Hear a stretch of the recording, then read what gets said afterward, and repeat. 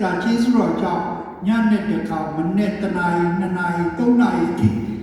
အဲ့လေတရားဟောပြီးမှအိမ်ပြန်နေရှိတယ်မနေ့2နာရီလောက်3နာရီလောက်ဆိုအိမ်ပြန်နေအဲ့ဒီမှာဆရာတို့ရပ်ကွက်ကတော်တော်လေးတောင်းကြမ်းနေလူငယ်လေးတွေကစေတမားလေးတွေက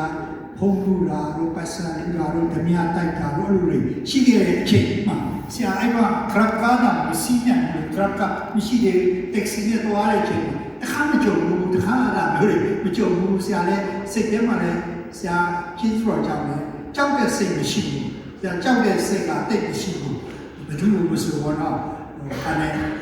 ပြီးခဲ့တဲ့9ရက်ည10ရက်နေ့မနေ့ပေါ့နော်အဲ့ဒါဗုဒ္ဓဟူးနေ့ဖြစ်တယ်ဗုဒ္ဓဟူးနေ့ည10ရက်နေ့မနေ့မှာဆရာဒီမှာတရားဟောတဲ့အတိုင်းပဲမနေ့3နာရီနဲ့3-5နာရီအမောက်ကာလလို့ခေါ်တယ်ဝိညာဉ်ဆိုးတွေတန်လှုပ်ရှားတဲ့အချိန်ကာလ